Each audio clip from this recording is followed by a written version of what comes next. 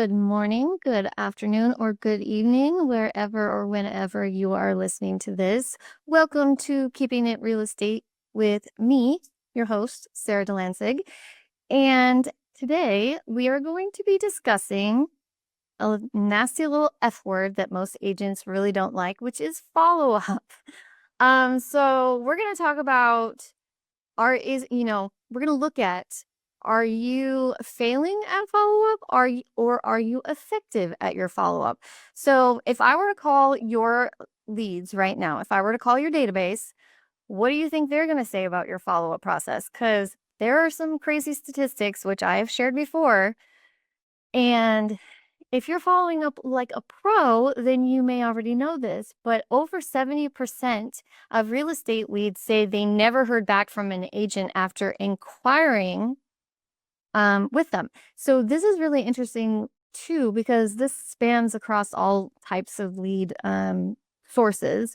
And I have shared before, but I'll share again, a story about when I had someone reach out to me because another agent had not gotten a hold of them or not gotten back to them.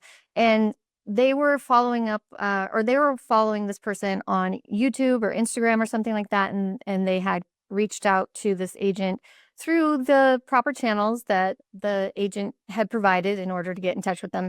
And that agent didn't respond for days. And these clients, these buyers, were only in town for a certain period of time and needed to get in to see a home while they were in town. And so they ended up moving on because that person who they wanted to work with, who they already knew, liked, and trusted to some degree because they were following them on socials, they felt like, they were just an afterthought and they were ghosted by the agent, which is why I think this is a crucial topic, is to discuss, what does your follow-up technique look like? What are your follow-up processes? Are you holding it down? Are you effective in what you're doing, or are you struggling? Are you scared? Are you thinking that you're bothering people? So we're going to get into it and take a look at some of the things that we can do in order to make sure that we are following up like pros and being effective with our follow-up and not failing. Okay. So I'm going to try to do this succinctly, but I have kind of my notes in 3 different places, so bear with me. But I think that I will start off with the signs that your follow-up is not working. Okay, so we're going to start off there, right? Signs that your follow-up is not working is if you constantly feel like you're chasing people who never respond. That may mean that your message is just not compelling, your brand is not standing out, and you're probably inconsistent, which is the majority of agents are not consistent. Like, there's another stat that says that only about 80% of agents don't ever make a second follow-up call after the first after the first initial call. So that is a huge demographic. Okay, like 80% of agents make only one call and then they give up after that. They probably send one text too, is my guess. Where the business lies in the touch points that are after number 7. Okay, so we're looking to convert a lead, especially online or warm internet leads or something like that. To convert them, you're looking at touches 7 through 14. Okay, and that means that you have to be consistent. You have to be visible, and you have to be showing your brand. But we'll get into signs that your follow-up is working in a minute, but let's keep going with this. So number 2 sign that your follow-up is not working, you don't know where most of your leads stand. So if you were to look in your database right now, you don't know if they're hot, warm, or cold. You don't even know if they're still in the market to buy or sell. That is telling you your system is not keeping you informed, or that you are not using your system properly. Okay. Another number 3 reason for why your follow-up may not be effective, or a sign that your follow-up is not effective, is that you're doing everything manually. This is way too common. Okay, it is 2025, almost 2026. Man, this year went by fast, right? But we're talking like tech is at an all-time impressive point right now. So there is no excuse for not having systems in place to help you and assist you, especially CRMs and things like that. So if you're doing everything manually, you don't have any automations, you don't have any campaigns, you don't have your CRM set up properly, more than likely you've probably been doing it that way for a very long time because that's how you started and you're just not adapting to the change of the market and stuff. If it works for you, great, then you're cool. But if it is not working for you anymore, which is probably the case for a lot of you, then it's time to adapt. It's time to adjust and to get with the times and start looking at the systems that can help you. And I'm not talking about shiny object syndrome where you're just going to go after whatever anybody says is a great product. And I just want to side tangent this for 1 second, so bear with me. There are a lot of agents and teams and things of that nature that are incentivized to share referrals for products that they signed up for that are pretty expensive and to get discounts for them.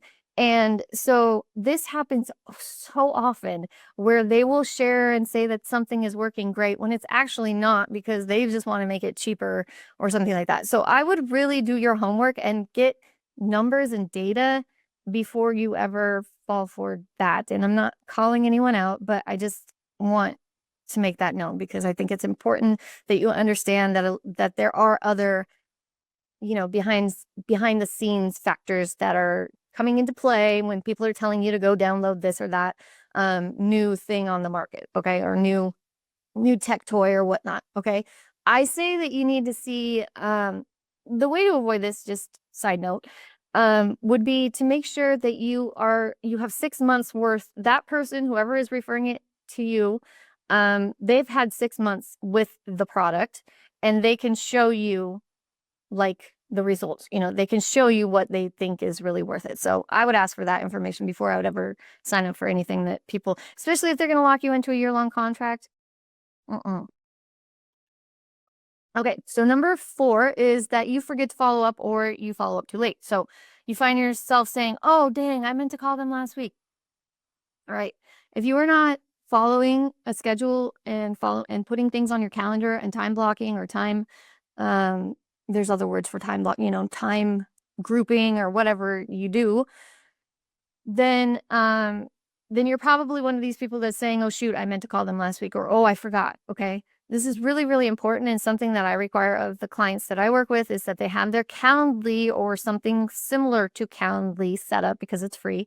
And it links with your calendar on, all your different devices and things of that nature. So I have way too many calendars because I have way too many emails.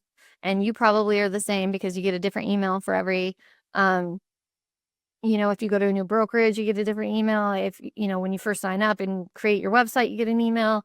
Like there's so many emails in real estate, plus you have all your personal emails and all that stuff. So I have them all linked together so that all my calendars are synced. So when I'm in Hawaii in a couple weeks, nobody's going to be able to be booking discovery calls with me during that time and thinking that I'm ghosting them. So everything should be clearly synced together and you should be putting follow-ups on to your calendars. So there is no excuse. So don't wait until that lead forgets who you are and you're in the rear view mirror and they're not thinking about you anymore.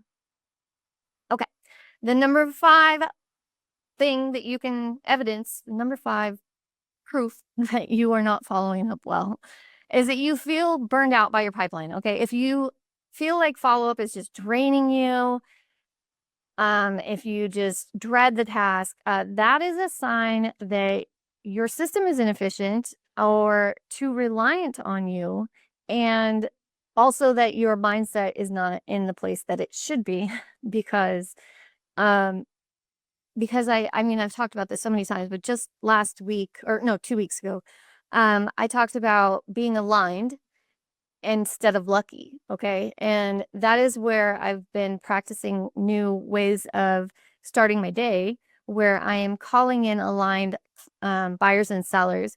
And I'm claiming, and putting intention and action and consistency behind this. The belief that I'm going to get the right people on the phone at the right time. They're going to answer the phone. They're going to want to talk to me. So this is a whole opposite thing from what we just talked about where you dread it. So if that is the case, then we need to analyze what's really going on there. What are your real beliefs about it? And if it's just something that, you're not feeling, then it's time to look at the beliefs behind it and how you can change those and get in a better mindset.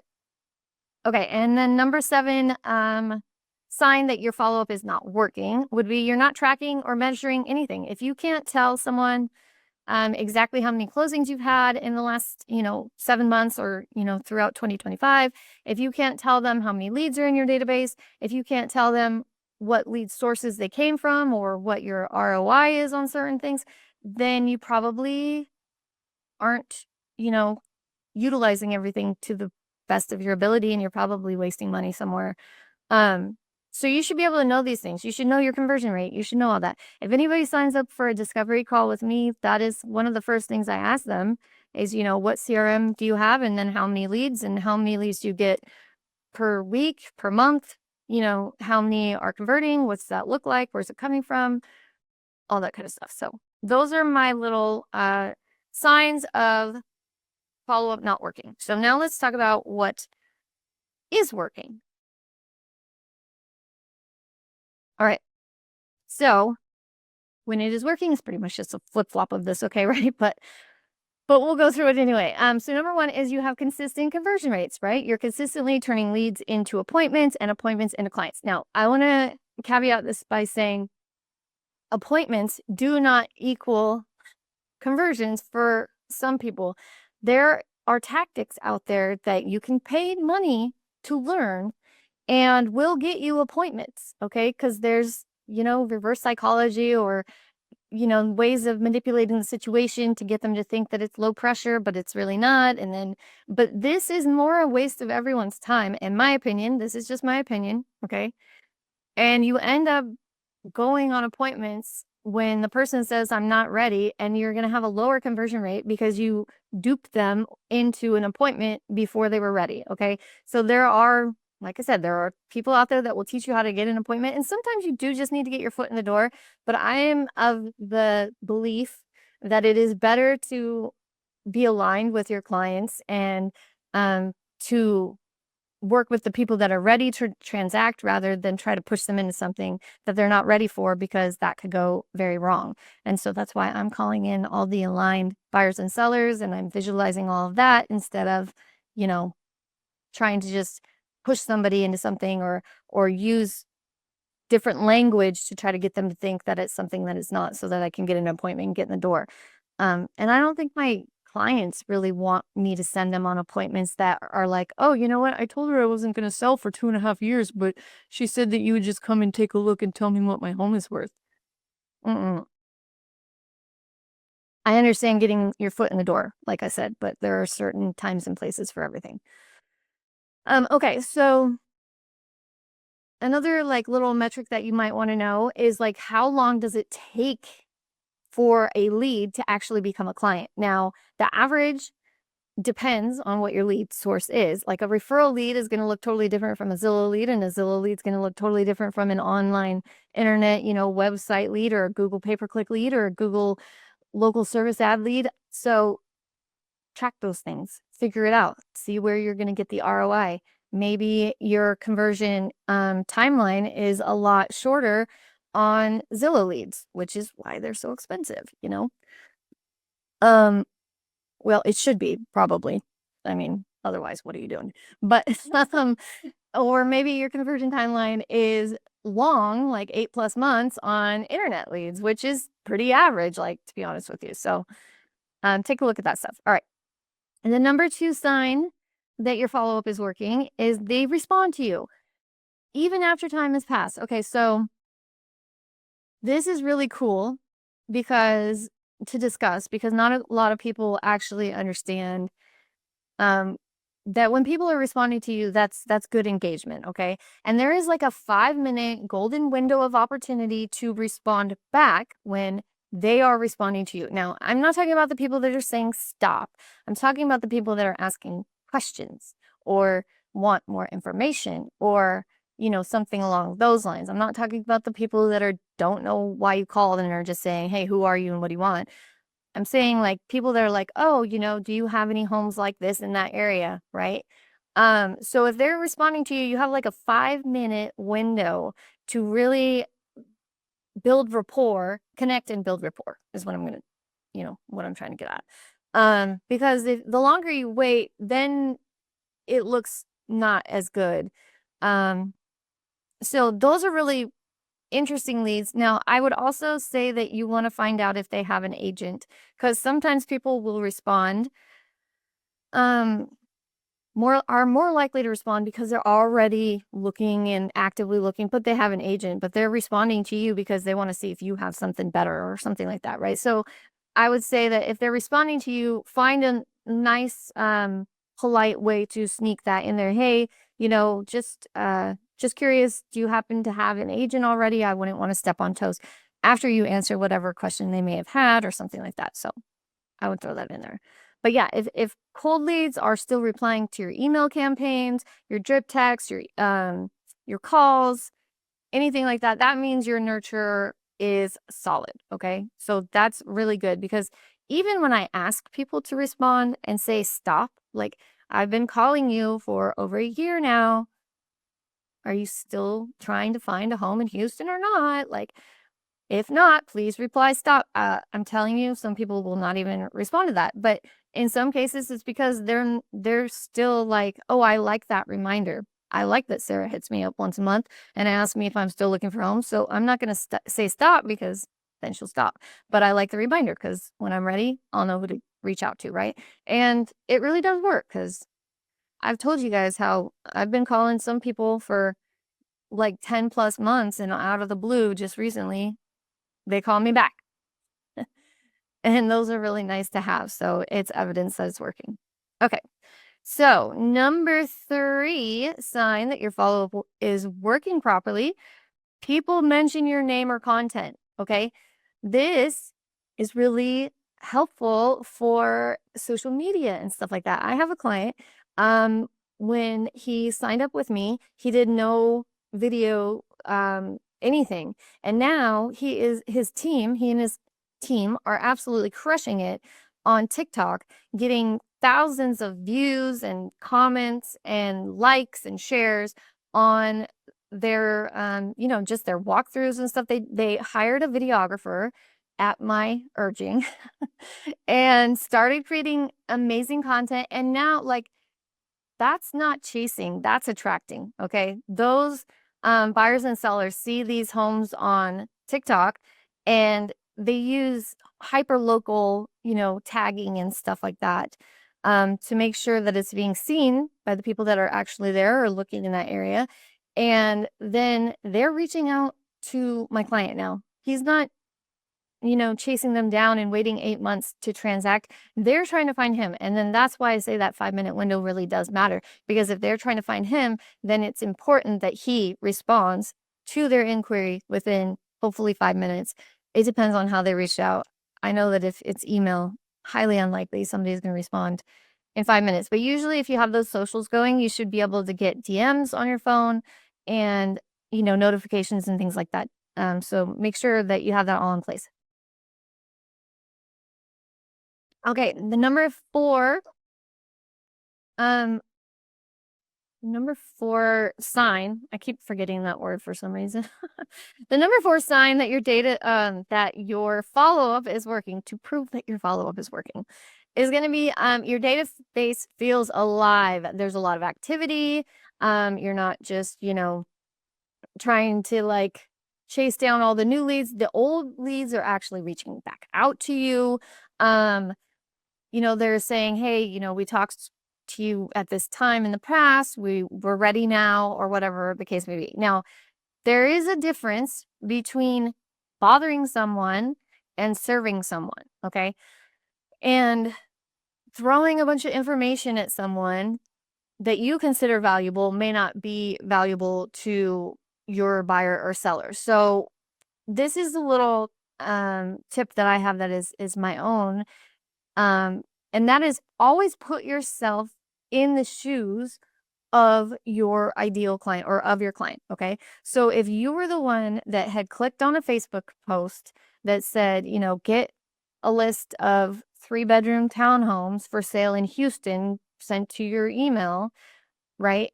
And you clicked that and entered your information, put yourself through the sales funnel, okay? Put yourself in their shoes. Is it excessive? How would you feel if you got a text at 3 a.m. because that's when they clicked it because they couldn't sleep that night? How would you feel if you were text immediately after you clicked that and entered all your information? Remember why they entered their information in the first place. Now, okay, so sometimes I'm scrolling right on Facebook or something, and I'll try to click off of an ad, like X out of the ad so I can read like the description or something. And sometimes I miss and I hit the ad and then it opens the ad up. And then for the next 5 days, whatever that ad was is all over my phone. Right. And so everybody now understands that if you're going to click and open an ad and enter information into it, you are going to be bombarded with that similar product. So what I'm trying to say is if somebody went to the trouble of actually entering their contact information, knowing that, then it is important that you use their information wisely and follow up with them while serving their needs and understanding where they're coming from rather than bothering them or pushing them or anything like that, right? So put yourself in their shoes, try to understand why they would enter that information in the first place. And the other point to this is that if they've already entered their information for you, I doubt they're going to want to go do it again and get bombarded with another system. So it's more likely that they'll work with you because you're the one that they already gave and provided contact information to. So there is a fine line between really bothering someone, and there are certain people out there that will teach you a totally different way of follow-up that is very aggressive, and that is not my style. But that will teach you, that you should say things like, did you give up? And there are actually campaigns that are really popular. It kind of makes me go, but anyways, I'm just throwing that out there. If you don't agree with me, totally fine. But if you find this helpful and you don't want to be treated like, a number on going through a sales funnel, then maybe you'll understand where I'm coming from. So put yourself in their shoes. Try to understand what it's like to go through your own sales funnel. Is it too much? Is it excessive? Is it enough? Is it connecting? Is it authentic? Is it consistent? Is your branding consistent? That's what I'm trying to say. Okay, let's move on. All right, where was I? Number 5? Yes, the number 5 sign that your follow-up is working is going to be that you're getting referrals from leads, even the ones you haven't converted yet. Like people value what you have to say, and people know, like, and trust you. And even if they're not ready themselves, they felt like a connection with you and they want to help you out, right? Like whenever you find somebody that you really connect with, usually you want to stay in touch with that person, or you'll put it, file it away for later. Like maybe I don't need an accountant right now, but I just met an accountant while standing in line for coffee and they were really, really cool. And someday down the line, I might need an accountant. So I'll take their card and, put them in my filing cabinet or whatever and keep it for later. And if anybody mentions that they need an accountant, hey, I met this person, right? So that's the same thing with real estate. And there was another point I wanted to make about this. Let me think. Has something to do with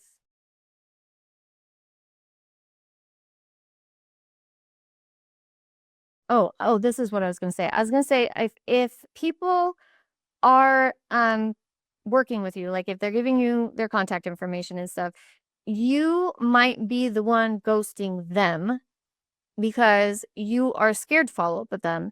And that looks bad too. So make sure that there is an even keel level of, helping them out, seeing where they're at. And when you follow up with them, always have reference to what happened before. So this is why I teach about taking really clear notes and understanding what happened before, because sometimes we make the call, like yesterday, I made a call and I had a great conversation with someone and they said, yeah, we have our home rented right now. It's like a $3 million gorgeous luxury expired listing property. We have it rented for the next few months, but we want to sell it, when their lease is up.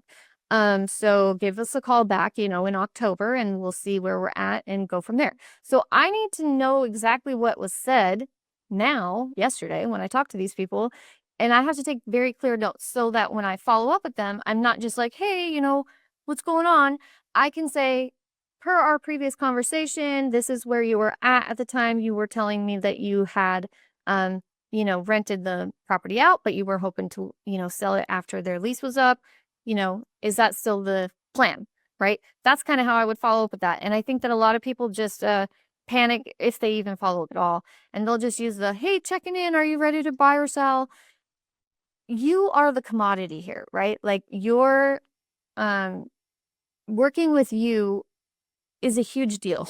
I guess like feeling comfortable when you're buying a home, which I have been through the process, okay? Having an agent that you feel comfortable with, that you vibe with, that you feel can answer your questions, that is crucial. And that is a commodity that you want to be able to show people that you can provide, right? So not everybody's going to do that. And that's why I'm not like one of those, people that says, oh, follow up 90 times in the first year and otherwise XYZ or whatever, even if they tell you they have an agent do this or that, I don't do any of that, right?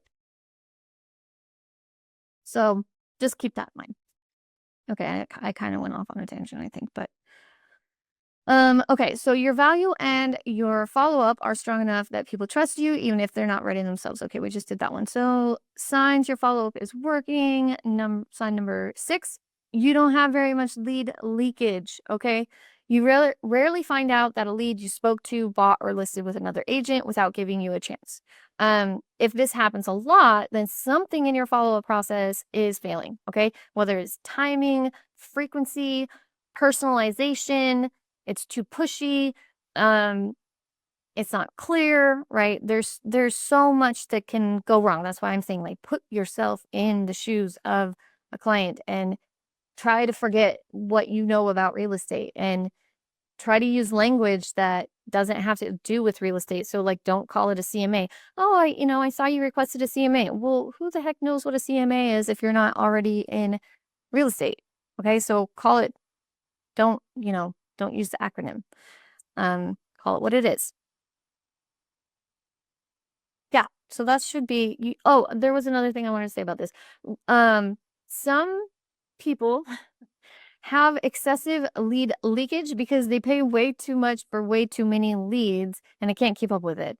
So you should have a very close eye on, you know, how much you're spending on leads and the conversion and stuff, which we kind of talked about already, but I just want to make that other point because I do see it happen and it's very much shiny object syndrome again too. Okay, then the last sign that your follow-up is working is that you get strong engagement metrics, right? Your emails are getting opened, your texts are getting responses, and you need to compare this to the average, okay? Don't compare this like, don't think that every text is going to get a response, right? I've had one going out lately that I thought was going to be fire. I thought, oh man, these people are definitely going to respond because I'm sending like a little picture of what we sent. And I'm like, hey, did you get this? I thought people would be like, oh yeah, I got it. Oh, awesome. These people are not responding to it. Well, like they're not responding at all. And that's kind of shocking to me. So I test this. First of all, I test it how I sent the text message. I send it to myself as if I am a seller that I'm sending this text to and see how it comes up because I want to see does it change from what it looks like in the CRM and what I think it looks like. Some CRMs do this, like really test the way it looks. So put yourself in as a pre-time contact and go ahead and text yourself whatever you're sending out and see what it looks like. Because sometimes it can change your video to not just be a little preview, but it can actually say, here, click, Sara Delansig sent you a video, click here to see it or whatever. And that seems scammy and who's going to click that, right? So I learned this a long time ago. I don't think it's an issue as much as it used to be, but keep that in mind.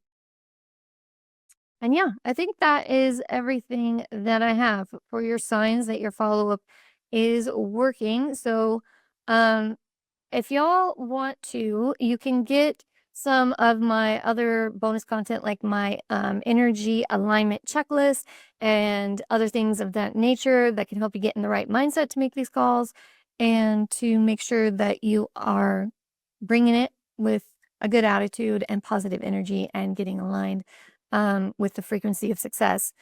So you can get that by joining my Facebook group, because there's no more workplace group.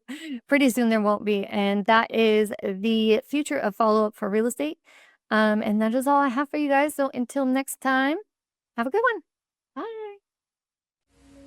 If you'd like more information or to get connected to the Agent Power Huddle, join our free Facebook group. This call was designed for the agents in our EXP organization, but open to any agent from any brokerage. If you're a guest and you're interested in learning more about EXP or our specific resources within the Agent Collective, reach out to the person who invited you to this call to get more info. Produced by the Agent Collective Media Network.